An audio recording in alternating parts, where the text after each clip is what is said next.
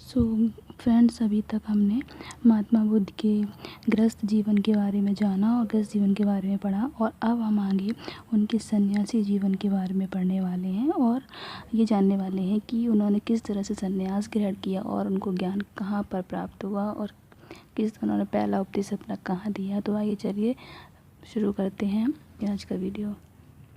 इन्होंने महात्मा बुद्ध ने घर त्यागने के बाद सबसे पहले इनके जो पहले गुरु बने हैं वैशाली के समीप जो आलार कालाम नामक एक सन्यासी थे जो कि सांख्य दर्शन के आचार्य थे।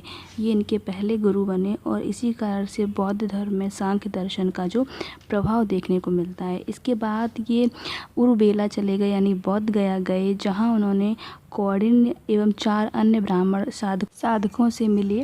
उसके बाद इन्होंने 35 वर्ष की आयु में उरुबेला में एक वट वृक्ष के नीचे समाधि लगाई और समाधि के 49वें दिन यानी वैशाख पूर्णिमा की रात को इनको निरंजना नदी के तट पर सिद्धार्थ को ज्ञान प्राप्त हुआ।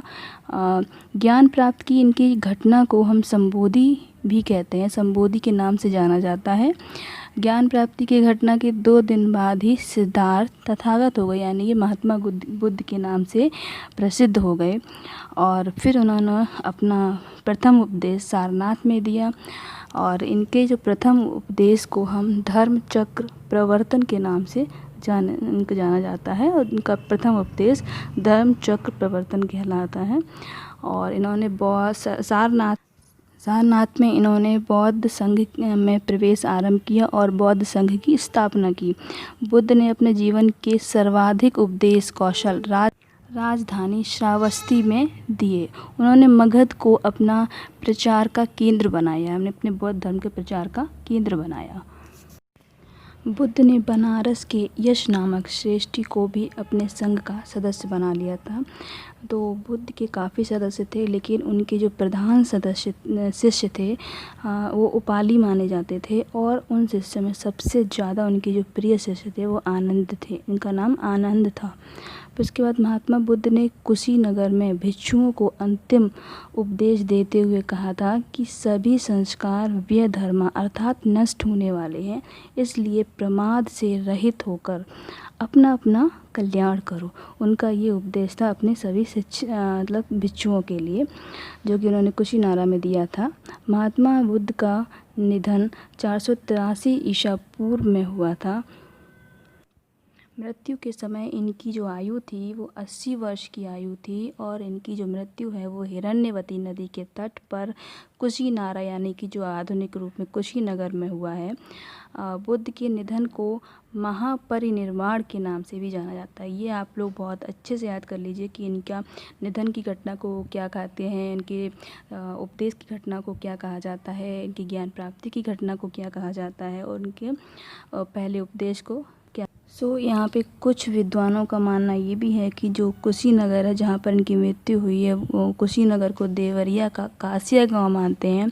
मृत्यु से पहले महात्मा बुद्ध ने कुशीनारा में परिवार यानी सुभच्छ जिनको सुभद्र को अपना अंतिम उपदेश दिया था। एक सुभच्छ नामक वो थे, उनको अपना अंतिम उन्होंने उपदेश दिया था जो कि कुशीनारा में था।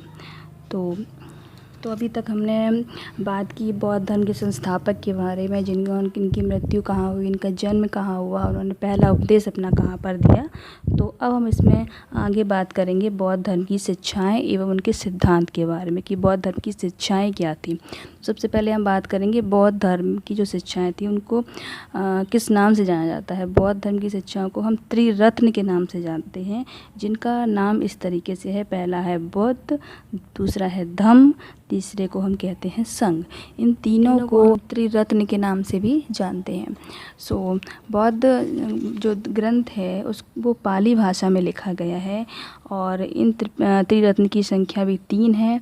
तो पहला को हम विनय पिटक, दूसरे को सूक्त पिटक, तीसरे को हम अभिधम्म पिटक के नाम से भी जानते हैं। विनय पिटक में जो है बौद्ध धर्म की नियम दिए हुए हैं और सूक्त पिटक में महात्मा बुद्ध के उपदेशों का संग्रह है। तीसरा जो है अभिधम्म पिटक, उसमें बौद्ध धर्म के दार्शनिक विवेचन दिए हुए हैं जो कि संस्कृत भाषा में लिखा गया है। तो अब हम आगे बात करेंगे बौद्ध धर्म के सम्मेलन के बारे में, जो कि मोस्ट इम्पॉर्टेंट है, पार्ट है इस बौद्ध धर्म का। तो आप लोग ध्यान से पढ़िएगा, ध्यान से सुनिएगा। सबसे पहले हम बात करेंगे बौद्ध धर्म के पहले सम्मेलन के बारे में, जो 483 ईसा पूर्व में राजगृह में की सप्तपर्णी गुफा में हुआ था। और ये अजातशत्रु के समय में हुआ था, जो अजातशत्रु थे उनके समय में हुआ था। इस सम्मेलन की अध्यक्षता महाकश्यप ने की थी। तो पहला सम्मेलन जो था वो 483 ईसा पूर्व में राजगृह में हुआ था, जो कि सप्तपर्णी गुफा में अजातशत्रु ने करवाया था। दूसरा सम्मेलन जो हुआ था बौद्ध धर्म का, वो दूसरा सम्मेलन जो है वो 383 ईसा पूर्व में वैशाली में कालाशोक के समय में हुआ था।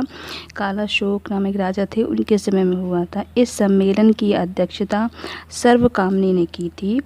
बौद्ध धर्म का जो तीसरा सम्मेलन है वो 251 से 50 ईसा पूर्व में पाटलिपुत्र में अशोक के समय में हुआ था। जो पहला सम्मेलन हुआ था 483 ईसा पूर्व में, उस सम्मेलन के दौरान जो बौद्ध धर्म है वो विनय पिटक तथा सूक्त पिटक नामक ग्रंथों की उसी में रचना हुई थी, उसी सम्मेलन के दौरान। और जो तीसरा सम्मेलन हुआ था, इस सम्मेलन की अध्यक्षता मोगली पुत्र तिन्न ने की थी। बौद्ध धर्म का जो तीसरा सम्मेलन था उसकी अध्यक्षता मोगली पुत्र तिन्न ने की थी। अब हम आते हैं बौद्ध धर्म के चौथे सम्मेलन, जो इसका आयोजन प्रथम शताब्दी ईसा पूर्व में कश्मीर के कुंडल वन में कनिष्क के समय में हुआ था। और इस सम्मेलन की अध्यक्षता वसुमित्र ने की थी तथा इस सम्मेलन में जो उपाध्यक्ष थे वो अश्वघोष थे।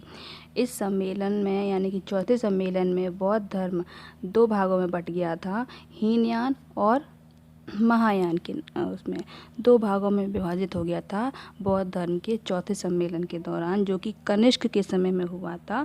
और कहाँ हुआ था? कश्मीर के कुंडल वन में। तो ये हमारा समाप्त होता है आज का टॉपिक बौद्ध धर्म। और अगर आपको कोई भी डाउट्स या कुछ भी हो तो आप हमें कमेंट सेक्शन में बताइएगा, मैं आपके डाउट्स क्लियर करूँगी। और अगर आपको हमारा ये वीडियो पसंद आए तो प्लीज़ इसको लाइक करिए, अपने ज़्यादा से ज़्यादा दोस्तों में शेयर करिए। सो धन्यवाद।